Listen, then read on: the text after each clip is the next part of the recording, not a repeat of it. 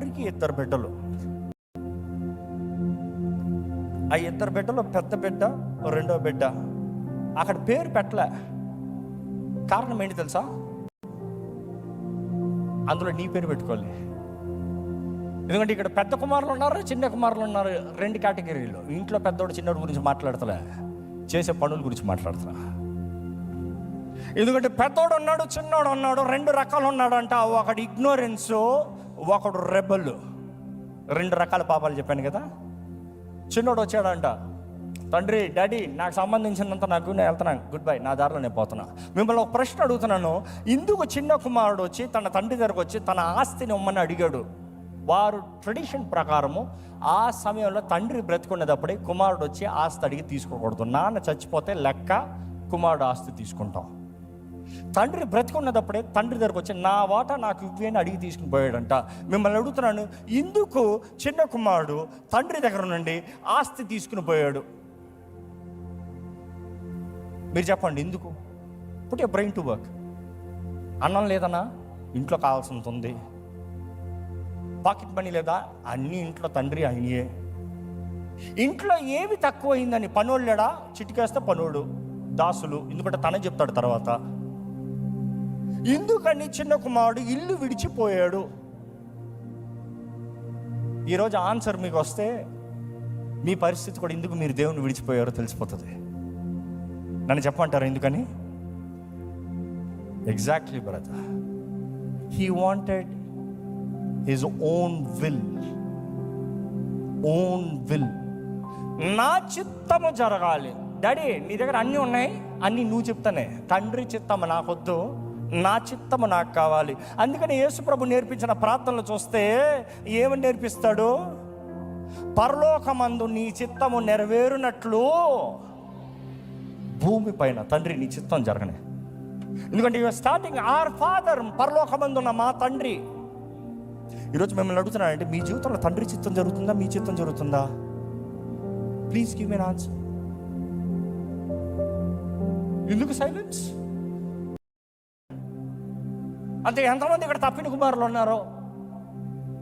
తప్పిపోయిన కుమారుడు తీసుకున్న వెంటనే వెళ్ళిపోలేదంట, తీసుకున్న బతకాలానికి వెళ్ళాడంట.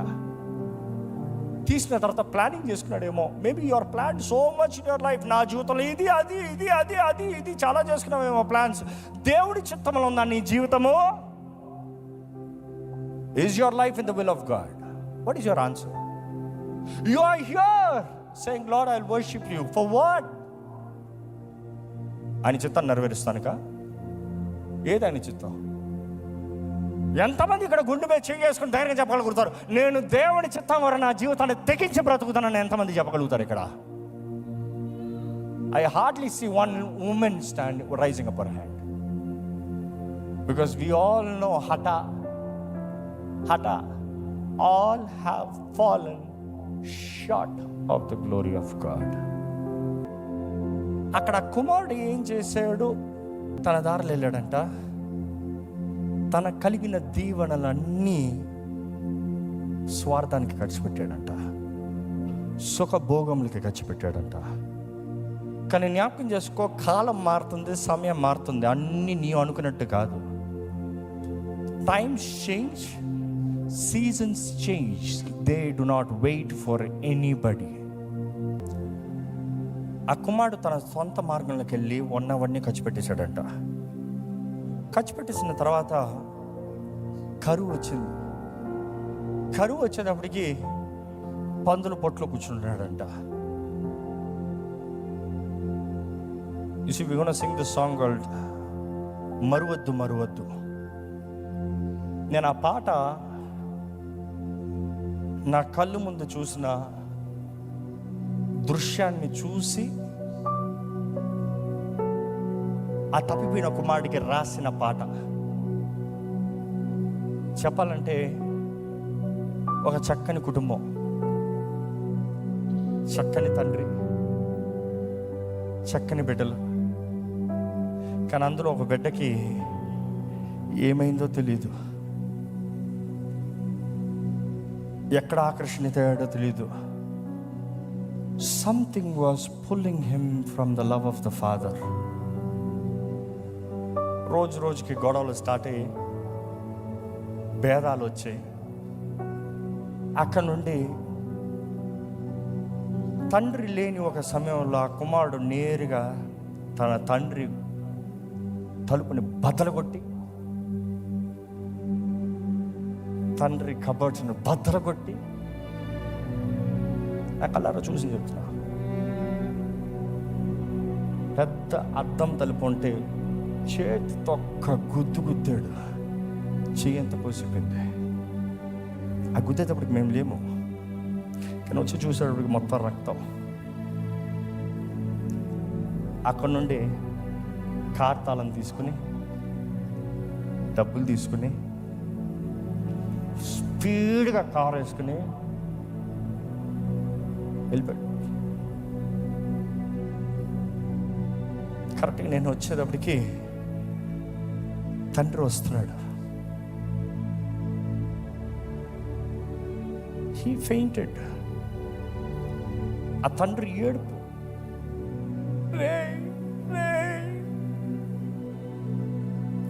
నా చూడలు ఇంకా వినబడుతున్నమాట. ఎక్కడ పోయారా? ఏడుస్తూనే ఉన్నాడు. He was crying. 1 గంట కాదు, 2 గంటలు కాదు, 3 గంటలు కాదు, వారం రోజులనైనా కళ్ళు ముందు చూస్తూనే ఉన్నా. He never ate, he never slept, he was just crying. ఎక్కడ పోయారా? I know the meaning of that chapter. I have witnessed it. He was just crying. నేను అనుకున్నాడు, ఒక ప్రేమించే లోకపు తండ్రి ఇంత ప్రేమిస్తే, పరమ తండ్రి, I can never digest that. ఆ పరమ తండ్రి ఎంత ప్రేమిస్తున్నాడు. ఈరోజు నీవు ఆయన బిడ్డ అని చెప్పబడి ఆయన దగ్గర ఉన్న ఎన్ని తీసుకుని నీ స్వార్థానికి, నీ దానికి ఆయనను విడిచి నీ ఇష్టం వచ్చేలాగా పోతూ ఉంటే నువ్వు అంటున్నా, ఏడి తండ్రి, why can't you come, why can't you talk to me, why can't you call me, why can't you reach me? You don't want God to reach you, right? Because I saw that son never wanted the father to reach him. He was not interested, the father reaching him. తండ్రి ఏమాత్రం ఆ బిడ్డను కలవాలని ఆశపడలే. బిడ్డ, leave me alone. Most of us do the same. మనం కూడా అదే చేస్తాం. Leave me alone lord, don't come to me, I'm fine my way. నాకు కావాల్సింది నాకు ఉంది, నా ఇష్టం నాది, నేను ఎట్లంటే అట్లా బ్రతుకుతాను, నా జోలికి రావద్దు. ఆ తప్పిపోయిన కుమారుడు శాత నాకేంటో తెలియదు, కానీ ఈ తప్పిపోయిన కుమారుడు నేను కళ్ళారు చూసా. ఆ తండ్రి ఏడుపుని చూస్తాను అన్నా. ఆ తండ్రిని ఏమని ఓదారుస్తావు? ఆ వృద్ధుడైన తండ్రి అలా ఏడుస్తూ ఉంటే ఏమని ఓదారుస్తావు? అదే ఇంకో లోకంలో చెడ్డ తండ్రి అయితే ఏం చేస్తాడు? పోయిందిరా పేడ చావరా అంటాడు. But he was not saying that. He was weeping. గుండెలు బాదుకుంటా. I saw him sitting on the chair, కొట్టుకుంటా ఏడుస్తూ ఉన్నాడు. ఒక మనిషి చచ్చిపోతే ఎట్లా ఏడుస్తారో అట్లా ఏడుస్తూ ఉన్నాడు. I know this meaning. దేవుడు ఈరోజు మనల్ని ఎంతో ప్రేమిస్తున్నాడు అండి. బ్రతికించేది నా వాకు తీసుకో, సత్యంని తెలుసుకో. అదే సమయంలో ఇంకొక రకం రెబెల్, ఇదిగా నా ఇష్టం నాదే. నేను చూసింది almost it was probably, I don't sharply remember it, 3 weeks I guess, 3 weeks or 4 weeks. తండ్రి ఎండిపోయాడు, చిక్కుపోయాడు, ఏ పని చేయలేకపోయాడు, ఎవరి ఆదరణ సరిపోలే. బిడ్డేమో తన మార్గంలో పోయాడు. ఆ సమయంలో నేను కలిగినంత ఒకటే, ఆలస్యం చేయొద్దు. ఎందుకంటే నువ్వు వస్తా ఆలస్యం అవుతే నాన్న బ్రతుకుంటాడో లేదో నాకు తెలీదు, మీ నాన్న బ్రతుకుంటాడో నాకు తెలీదు. నువ్వు ఆలస్యం చేస్తే కమ్ ఫాస్ట్. ఈరోజు పరమ తండ్రి బ్రతుకుంటాడో లేదో అన్న పాయింట్ లేదు. ఈరోజు మనం చెప్పుకోవాల్సింది ఏం తెలుసా? నీ జీవితంలో ఇంకో అవకాశం ఉంటుందో లేదో నీకు తెలీదు. నీ జీవితంలో ఇంకొక అవకాశం ఉంటుందో లేదో నీకు తెలీదు. లాస్ట్ ఇన్ లైఫ్ బికాస్ ఈ 3 ఉపమానాలు చూసినప్పుడు యేసు ప్రభు చెప్పేది చూస్తే he's talking about losing, he's finding, next is he's seeking, వెతుకుతాం. 3వది ఏంటంటే కనుగొంటాం. 4వది ఏంటంటే ఆనందిస్తాం. ఇక్కడ మీరు గమనిస్తే ఈ ఉపమానాలు చెప్పగలిగింది, ఆ కుమారుడు తన ఇష్టం వచ్చేలాగా అంత బ్రతికాడంట. కానీ కాలం సమయం మారుతుంది కదా, అందరికీ ఒక టైం వస్తుంది అంటాం కదా. రే అందరికీ ఒక టైం వస్తుందిరా, నీకు టైం ఉంటుంది. వచ్చింది, ఆడికి టైం వచ్చింది. టైం వచ్చిందంట, పందులు పొట్టు తినడానికి కూడా దిక్కులేని పరిస్థితి అంట.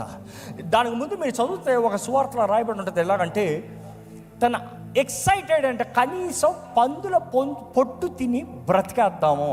దాన్ని బట్టి అర్థమవుతుంది ఆ రోజు యూదులు పందులని పెంచరు. పందులు అపవిత్రమైనదని వాటిని పెంచరు. పందులతో యూదులకి పని లేదు. ఆ పందుల్ని మేపుతున్నాడంటే ఫస్ట్ ఆఫ్ ఆల్ తను అక్కడ లేడు, ఆ ప్రాంతంలో లేడు, ఎక్కడికో దూరం వెళ్ళిపోయాడు. అక్కడికి వెళ్ళి తన సొంత ప్రకారం అంతా తిని తాగి వేషులతో జీవితాన్ని గడిపి అంతా అయిపోయిన తర్వాత చివరికి ఆ కరువు వచ్చినప్పుడు, టైం వచ్చినప్పుడు పందుల పొట్టుతో బ్రతికిపోదాం అనుకున్నాడు. ఇక్కడ ఎవరైనా పందుల పొట్టు తినడానికి ఆశపడతారా? నేను అనుకుంటాను పందులు కూడా తినలేదేమో, పందులు కూడా బుర్రు అని పక్కకు తిన్నాయేమో. పందుల పొట్టు తింటాను కూడా పరిస్థితి, దిక్కులేని పరిస్థితుల్లో అప్పుడు గుర్తొచ్చిందంట నాన్న ఇల్లు. ఓరే మా ఇంట్లో నాన్న ఎంత ధనవంతుడు రా బాబు, మా నాన్న పనులకు కూడా కావాల్సిన సమృద్ధి ఉంది. నా పరిస్థితి ఏంటి? నేను ఇక్కడ పనులాగా ఉన్నాను, దిక్కులేని పరిస్థితుల్లో. You see, we talk about repentance. Repentance is not just around turn around అనే మాట చెప్పా. Repentance is first making up your mind, changing your mind. మనస్సు మారాలి. మనస్సు మారితే బ్రతుకు మారుతుంది. మనస్సు మారంది బ్రతుకు మారే అవకాశమే లేదు. తండ్రి మామూలుగా కాదు. ఎందుకంటే ఆ తప్పిపోయిన కుమారుడు తిరిగి వచ్చినప్పుడు ఉంటుంది. తప్పిపోయిన కుమారుడు తిరిగి వచ్చినప్పుడు తండ్రి ఇంకా దూరంగానే చూశాడంట. కానీ కుమారుడు తిరిగి వస్తున్నాడని తెలిసినప్పుడు తండ్రి ఏమాత్రం ఆలోచన చేయలేదు. తండ్రి ఏం చేశాడు తెలుసా? కుమారుడు తల కిందేసుకుని వస్తున్నాడు ఇట్లా. పందులు పొట్టు దగ్గర అంటే పందుల గబ్బు ఎట్లా ఉంటుంది తెలుసా? మురికి గబ్బు. ఆ గబ్బులో ఆ కుమారుడు వస్తున్నాడు. ఆ తండ్రి ఏమో కుమారుడిని చూసుకుని పరిగెత్తుకుని వస్తున్నాడు. There is a contrast. One sad, sorrowful, guilty. Other side you see the father excitement. నా కుమారుడు తిరిగి వస్తున్నాడు. ఏమో ఆ కుమారుడు మనసులో ఏంటి రన్ అవుతుందంటే బైబిల్లో ఒకటే ఎవిడెన్స్ ఉంది. యేసుప్రభు ఒకటే చూపిస్తున్నాడు. ఏంటి తెలుసా? ఆ కుమారుడు మనసులో నిర్ణయించాడంట రిపెంటెన్స్కి. చెప్తున్నాను కదా, మేకింగ్ అప్ యువర్ మైండ్. నేను వెళ్ళి నా తండ్రి దగ్గర చెప్తాను ఏమని, నీకు విరోధంగా, దేవునికి విరోధంగా నేనేం చేశాను? పాపం చేశాను. He recognized. తండ్రి, నేను నీకు విరోధంగా, దేవునికి విరోధంగా పాపం చేశాను. మైండ్లో మేకప్ చేస్తాను. నేను వెళ్ళి చెప్తాను నా తండ్రి దగ్గరికి, నీ కుమారుడు పిలబడతాం కూడా నేను తాగనయ్యా, నీ దాసుడిగా ఉంటాను. ఆ కుమారుడు మనసులో నిర్ణయించుకున్నాడంట. అదే రీతిగా తండ్రి ఆ కుమారుడు మెడ మీద పడి కౌగిలించుకుని ముద్దు పెడుతున్నాడు అంట. కుమారుడు ఏం చేస్తున్నాడు?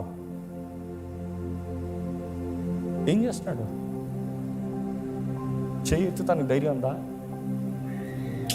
గిల్ట్. తిరిగి ముద్దు పెట్టాడా? Guilt, shame. ఇట్లా ఉన్నాడేమో.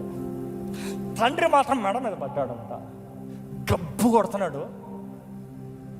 ధనవంతుడైన తండ్రి దాసులను పెట్టుకుంటున్నాడు, ముద్దు పెడుతున్నాడు. ముద్దు పెట్టినా కూడా ఒప్పుకుంటున్నాడు. తండ్రి, నీకు విరోధంగా, దేవునికి విరోధంగా నేను పాపం చేశాను, ఏదైతే మైండ్లో నిర్ణయించుకున్నాడో వచ్చి ఒప్పుకున్నాడు. That is why we say confess with your mouth. Bible says నోటితో ఒప్పుకోవాలంట. ఈరోజు నోటితో ఒప్పుకోండి, మనసులో అయిపోయిందిలే, దేవుడు అంగీకరించాడు, అయిపోయింది, నాన్న వచ్చాడు, దులిపిస్తాడు, కౌగులించుకున్నాడు, ముద్దు పెట్టించుకున్నాడు కదా, అయిపోయింది. No no no no no no. Just because love is shown to you does not mean he has accepted you with your sins. You have to confess your sins. నువ్వు తిరిగి వస్తాం, ఆయన అంగీకరిస్తాం ఏంటంటే ఆయన చేతులు నీ వైపు చాపించాడని, నువ్వు ఎంత పాపైనా వచ్చి సరిదిద్దుకోవచ్చు అన్నదే దేవుడు తెలియజేసింది. తప్పిపోయిన కుమారుడు వచ్చి తన పాపం ఒప్పుకున్నాడంట. ఒప్పుకున్న వెంటనే నాన్న ఏం చేశాడు తెలుసా? తన పనివారిని పిలిచి ఒక పై వస్త్రాన్ని ఏమన్నాడు అంటే, రక్షణ అనేది వస్త్రం అంటే, తప్పిపోయిన కుమారుడు తిరిగి వచ్చినప్పుడు ఏమేస్తున్నాడంట తండ్రి? రక్షణ అనే వస్త్రాన్ని వేస్తున్నాడంట. రెండోది ఏం చేశాడు చెప్పండి? తండ్రి చేతికి ఉంగరం వేశాడంట, ఉంగరం పెట్టాడంట. సాదృశ్యం ఏంటి తెలుసా? తెలీదా? Authority. Zerubbabel, you are my ring finger అంటే ఏంటి? నా అధికారం నీ దగ్గర ఇస్తున్నా, నువ్వు ఏదైతే సీల్ చేస్తున్నావు అదే. ఆ రోజుల్లో రాజులకి ఉంగరం అంటది తెలుసు కదా, సీల్ చేస్తారు. రాజ సీల్ వేసాడు అనుకో, ఉంగరపు ముద్ర ఎవడు దాడతానికి లేడు. తప్పిపోయిన కుమారుడికి దేవుడు చెప్తున్నాడు, ఇదిగో ఉంగరం పెట్టాడు తండ్రి. నువ్వు దాసుడు ఉంటానన్నావు కానీ తండ్రి అక్కడ లేదునైనా నువ్వు నా కుమారుడు ఉండాలని చెప్పలే, ఉంగరం పెట్టాడు. ఒరే నువ్వు మాట్లాడతాం కదరా, నేను చేసి చూపిస్తాను రా. ఉంగరం పెట్టాడంటే అధికారాన్ని ఇచ్చాడు, నువ్వు నా కుమారుడువే, ఎవడు నిన్ను దాసుడిగా పిలుస్తానికి వీల్లేదు. ఇంట్లో నీతి రక్షణ నీ పైన ఉంది, నా అధికారం నీకు ఇచ్చాను. మూడోదిగా హక్కుల్ని ఇచ్చాడు, తన హక్కుల్ని ఇచ్చాడు. ఇదిగో నీవు పోగొట్టుకునే అన్నీ నీకు ఇస్తాను తిరిగి. నువ్వు తన పక్కన ఇంకొక ఆయన ఉన్నాడంట. బైబిల్ టాక్స్ అబౌట్ ఈ చాప్టర్ మొత్తంలో సెలబ్రేషన్ పార్టీ. గుర్ర తప్పిపోయి దొరికితే సెలబ్రేషన్, కాయిన్ తప్పిపోయి దొరికితే సెలబ్రేషన్, తప్పిపోయిన కుమారుడు పోయి మరలా తిరిగి వస్తే సెలబ్రేషన్ అంట. ఇలా టైంకి వచ్చాడంట, ఆ టైంకే వచ్చాడంట. ఎవరు? పెద్దన్న వచ్చాడంట. ఏం వినబడిందంట? మ్యూజిక్ వినబడిందంట. తండ్రి ఆనందంలో వినబడిందంట, మ్యూజిక్ వినబడిందంట. నెక్స్ట్ ఏం కనిపించిందంట తెలీదా? Read the verse. And now his older son was in the field, and he came and drew near to the house. He heard music and dancing. ఈ రెండు కనబడ్డాయంట. Music కనబడిందంట, dancing కనబడిందంట. ఏం చేశాడు తెలుసా? అలిగాడంట. పాపం తండ్రికి ఎంతో ఓర్పు. ఒకటి కేసు సెటిల్ అయిందిరా అంటే రెండో వాడు అలిగి బయట ఉన్నాడని తెలిసింది. బయటికి వెళ్ళాడంట తండ్రి. రానన్నా వెళ్దాం. ఈ నెలకేంటి తెలుసా? నేను రాను. నాకెప్పుడన్నా నువ్వేమైనా చేసావా? నాకు కనీసం ఒక మేకనన్నా ఇచ్చావా నా స్నేహితులతో పార్టీ చేసుకుంటానికి? ఈ నీ తప్పిపోయిన కుమారుడు తండ్రికి జ్ఞాపకం చేస్తున్నాడు ఈయన చేసిన తప్పులన్నీ. ఈ నీ కుమారుడు నీ ఆస్తినంతా, ఇదిగో నీ ఆస్తినంతా తీసి ఏం చేశాడు? వేశ్యలతో ఖర్చు పెట్టి వేస్ట్ చేశాడు. వాడు వచ్చాడంటే మాత్రం పార్టీ చేసుకుంటున్నాం. నాకేం చేసావు? పెద్ద కుమారుడు గురించి చెప్పాలంటే చిన్న కుమారుడు అంత ధైర్యం లేదు. ఎందుకంటే చిన్న కుమారుడు రెబల్, నేను ఆమె పని చేస్తా. పెద్ద కుమారుడు మనసులో చేశాడు, బయట చేయడు. బయట భక్తుడు, బయట ఏదో పరిశుద్ధుడు యాక్టింగ్, బయట ఏమో నీతిమంతుడు. ఫీల్డ్లో పనిచేస్తున్నాడంట. ఆ ఫీల్డ్లో పనిచేస్తూ ఏం మనసు పెట్టుకుని ఉంటాడు? తన తోటలో పని చేసుకుంటూ ఏమన్నా మనసు పెట్టుకున్నాడు? పోయాడు రా తమ్ముడు పోయాడు. ఎందుకంటే పెద్దోడికి ఎప్పుడు రెండంతల ఆస్తి వస్తుందంట. నేను బాగా డెవలప్ చేసుకోవాలి, నేను ఇంకా బాగా అభివృద్ధి అవ్వాలి. ఎందుకంటే ఆయన అప్సెట్ అయింది ఏంటి తెలుసా? ఆయన తిరిగి వచ్చేటప్పటికి రెండోడు వచ్చాడంటే మరలా నాది పోతుందా, మరలా నీ కష్టపడిన దాంట్లో తీసుకుంటాడా? చిన్నోడిని బతిమలాడింది కనబడదు. నేను పోతానంటే పోయాడంట. కానీ పెద్దోడు బయట ఉంటే వాక్యం చదివితే తండ్రి వెళ్ళి బతిమలాడుతున్నాడంట, ప్లీజ్ లోపలికి రావా అని. ప్లీజ్, తండ్రి బతిమలాడుతున్నాడంట, ప్లీజ్. అబ్బా, తండ్రికి ఎంతో ఓర్పుగా అయ్యా. ఇదిగోటి యేసు ప్రభు చెప్తున్నాడు తండ్రి గురించి, ఎలాంటి వాడినైనా ప్లీజ్ రిక్వెస్ట్ చేస్తున్నాడు ఈరోజు దేవుడు. ఆయనకున్న స్థానం, ఆయనకున్న అధికారం ఒక్క మాటలో చూపించేవాడు బూడిదైపోతాడు మనుషుడు. But is requesting please. కానీ మీరు గమనిస్తే ఆ కుమారుడు బయటే అలిగి ఉన్నాడంట. నాకేమి ఇచ్చామన్న దానికి తండ్రి ఇచ్చిన ఆన్సర్ ఏంటి తెలుసా? మీరు చెప్పండి. గుడ్. కొంతమందికి తెలుసు. నేను ఎక్కడి నుండి చెప్తున్నానంత, లూకా సువార్త 15వ అధ్యాయం, ఇంటికి వెళ్ళి మొత్తం చదివి చూడండి. నావన్నీ నీయే కదా, నాకున్నవన్నీ నీయే కదా, all that is mine is yours. నీదే. నేను అన్యాయం చేయను. నువ్వు నాతో ఉన్నంత కాలం నీకు అన్యాయం చేయను. నువ్వు నన్ను నమ్మి ఉన్నావు, నేను నీకు అన్యాయం చేయను. ఇంకొన్ని దీవించినంత మాత్రాన నీకు లేఖన చేయను. ఇంకొన్ని ఆశీర్వదించినంత మాత్రాన్ని నీకు తక్కువ చేస్తాను అనుకోవద్దు. తప్పిపోయిన వాడిని అంత చేశానంటే నువ్వు పక్కన ఉన్నవాడిని నిన్నెంత చేస్తా? నువ్వంత పెద్దోడికి 2 అంతలు కదా. ఈరోజు మీరెవరు? Whoever you are, if you feel convicted, నాలో తప్పు ఉంది, నాలో దోషం ఉంది, నాలో పాపం ఉంది, దేవునికి విరోధంగా పాపం చేశారా, ఇతరులకు విరోధంగా పాపం చేశారా, మీకు విరోధంగా పాపం చేశారా, దేశానికి విరోధంగా పాపం చేశారా, ఒప్పుకోండి.